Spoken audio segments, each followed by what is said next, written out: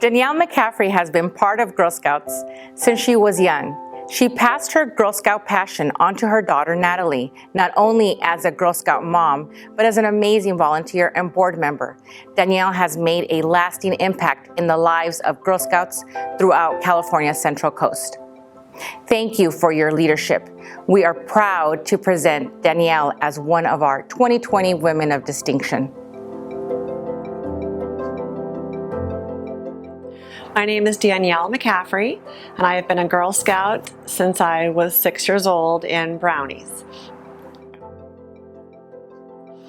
From my own experience as a young girl in Girl Scouts and having a girl in kindergarten who had a lovely class of 12 young girls who were interested, I was motivated to begin a troop, and I thought I could use my background in education to work with the Girl Scout programming to create really fun activities for the benefit of my daughter and her friends and create Troop 50886.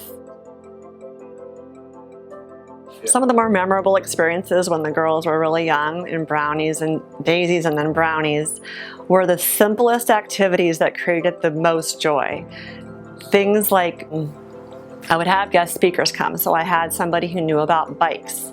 And so we had all the girls bring their bike to the meeting with their parents, and the person taught us about bike safety and then took us on a bike ride. And we all had to pass certain safety checks. And I remember vividly being a young girl and being at the San Marcos parking lot and having to learn the hand signals for bike safety. And so watching these young girls learn that and do that in that parking lot and then go for their first bike ride was just really exciting. Oh, I'm gonna cry. So, I think with our troop, the most exciting thing was when we would learn through our actions and learn through our mistakes. And we did have a backpacking trip that we took, and we unfortunately started a little bit late, so it was super hot. And the women on the trip did have water, but it was a very, very treacherous trail and it was just too hot. So we got to our site, we talked about just the issues with that, the dehydration, the exhaustion, and the girls by themselves got together sort of talking about how they wanted to handle the next day. And they decided they wanted to get up at 4 in the morning, sleep under the stars, there was no tents to pack up, and get out before the heat set in. So as leaders, we had to honor that. And it honestly was one of the scariest nights of my life because I liked sleeping in a tent and I did worry about the critters that were out there, but we got through the night. We got up at 4 in the morning and we put the fastest hiker in front. Then I was in the back with the bear bells and keeping up the rear.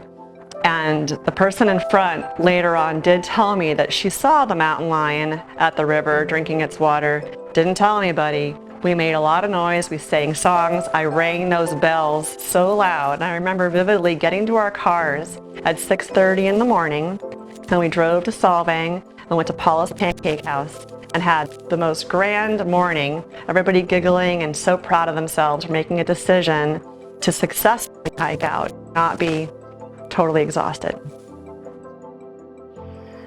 When Natalie decided what her goal door was going to be, merging agriculture and technology and creating a curriculum for middle school students, that was the beginning of her figuring out what her platform was going to be for herself and her future. And it allowed her to speak to people in the industry of agriculture and technology and have the confidence that she had earned her gold award and knew that she wanted to do more with it. I really wanted to create meaningful experiences for the girls in our troop because when I was a Girl Scout, I remember lovingly my leaders who taught me how to sew, and I went backpacking and I went to camp, and so I wanted to do that for these girls too. So one of my favorites was going out to Santa Cruz Island, and we swam through kelp forests, we went kayaking in the sea caves, and another one that I liked a lot was Yosemite. And I did have girls in my troop, one who was visually impaired and one who was afraid of heights. And the visually impaired one, we took her on every trip. She and I went swimming together through the kelp forest. Then the ones who was afraid of heights, we had her rock climbing, rappelling from the top of a mountain. We did everything. And just to see their fear and see them overcome it, and the joy was amazing.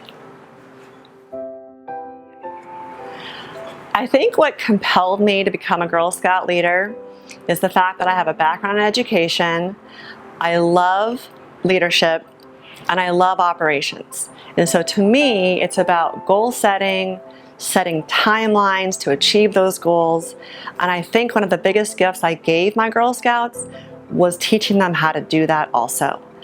So I have used those skills in my other community organizations that I belong to. I've been treasurer, fundraisers for the big gala, but it all comes down to that I really love goal setting, planning, and operational timelines and making things happen.